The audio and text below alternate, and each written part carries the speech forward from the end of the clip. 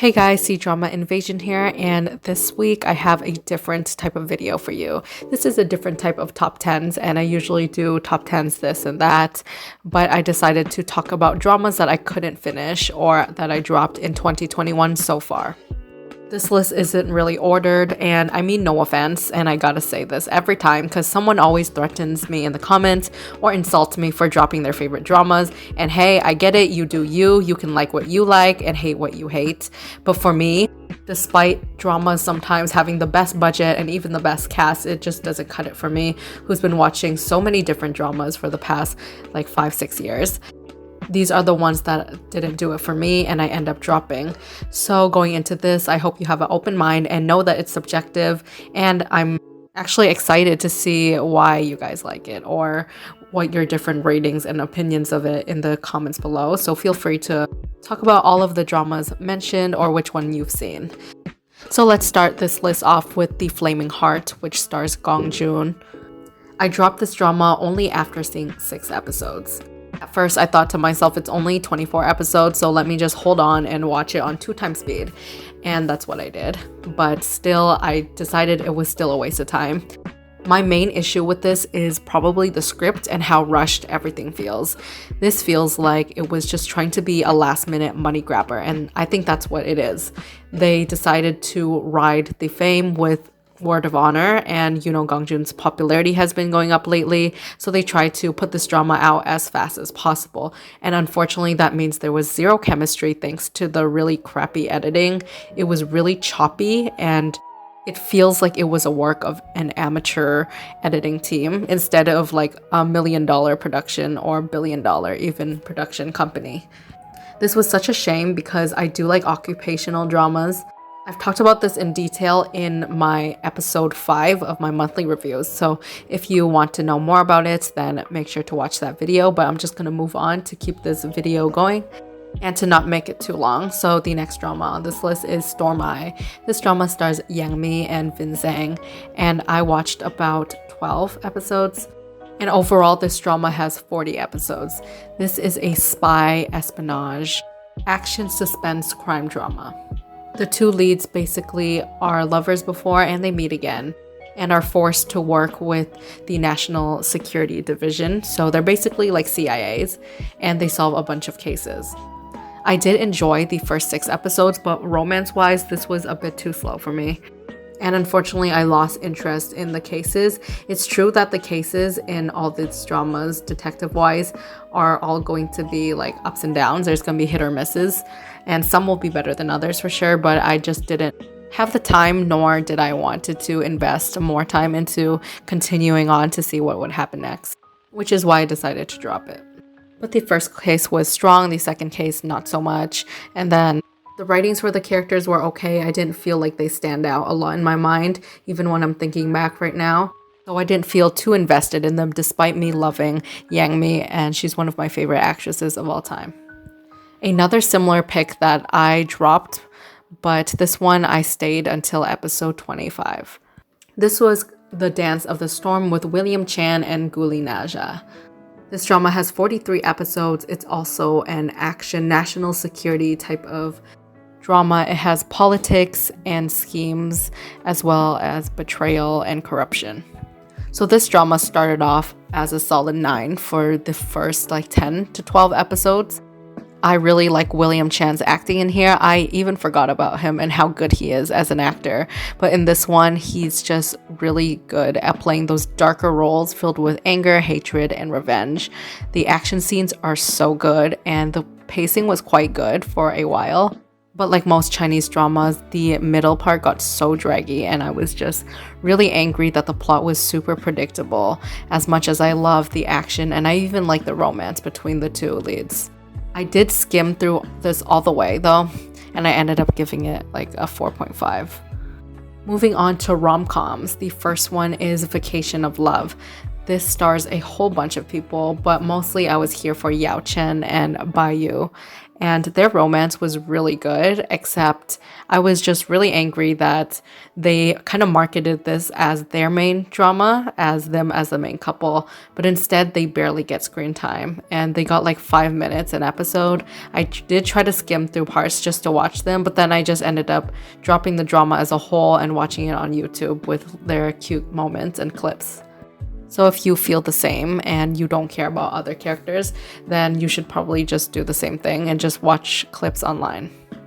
The next drama might be the most overhyped one out of this whole list, and it's Please Feel at Ease, Mr. Ling with Zhao Lusi and Liu Te. I absolutely love Zhao Lusi. She's one of my favorite actresses of all time. Unfortunately, this was the cringy mess that I thought it would be. I'm quite picky on romances. Sometimes there's a mood where I wouldn't care about the really cringy stuff, but despite all the sweet scenes and the kissing scenes, I felt like there was a lack of chemistry between them, and everything felt a little bit forced because of that. I wish that they fleshed the characters out a little bit more and also gave us more time before they keep on falling for each other, and then there's this push-pull thing, which I really hate as well. This basically smushed all of the modern romance tropes that you can find and put it into one drama, but for me that gets really boring.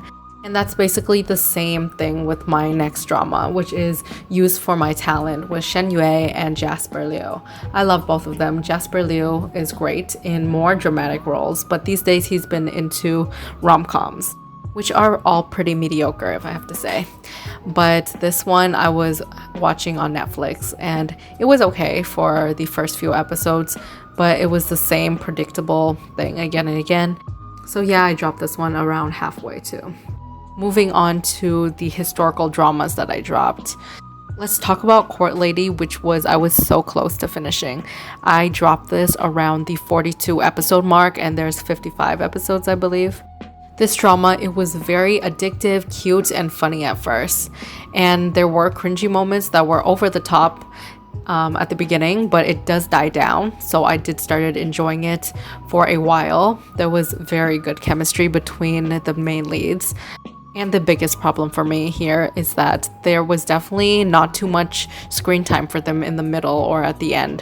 Like from episodes 12 to like 25 or 30, there is barely romance, and it's basically sprinkled throughout the drama.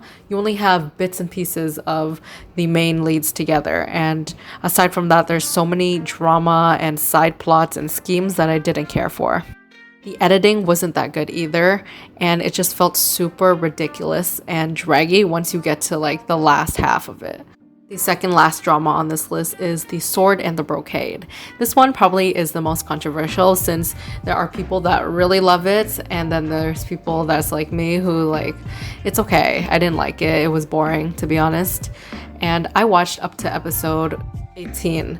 This drama I watched at 2x speed, and it was okay for a while, but honestly there was nothing that really kept my interest. I really like the actors, especially the male lead. Seven Tan is okay.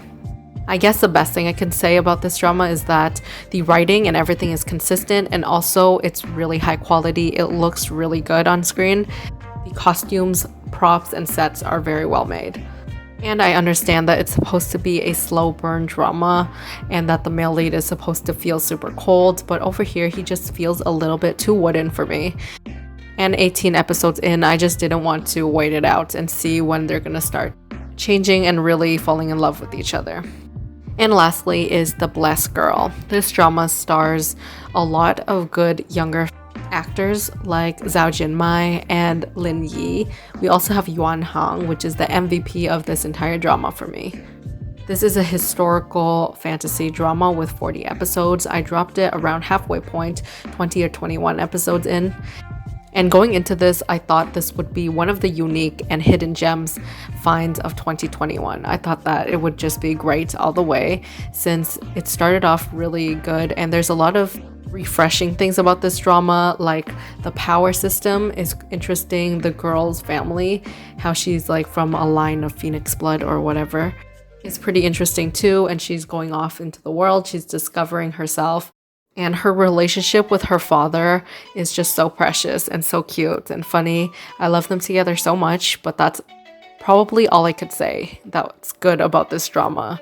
This was so disappointing because the writers really had to drag out the main lead story, which was super slow, and the male lead was a submissive type and also very dull. He would obey whatever the female lead wants him to do, basically.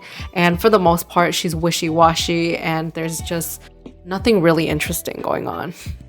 The father-daughter duo did get separated for a long time, for many episodes, which was quite annoying too. And overall, if a drama already starts to drag around only the first quarter, then you know that the rest is probably not worth it to watch. But that's it for this video. This has been my list. Let me know your dramas that should be in like a blacklist or you just dropped and didn't care for in the comments below, and maybe I'll add them to my never to watch list. Or if you have a different opinion and you enjoy some of these dramas that I mentioned, let me know your thoughts in the comments below as well, your rating, and make sure to turn on that notification bell to all so you don't miss future uploads. And I'll see you guys next time. Also, check out my Ko-Fi page linked in the description box, and all of the names and titles of the dramas are as well.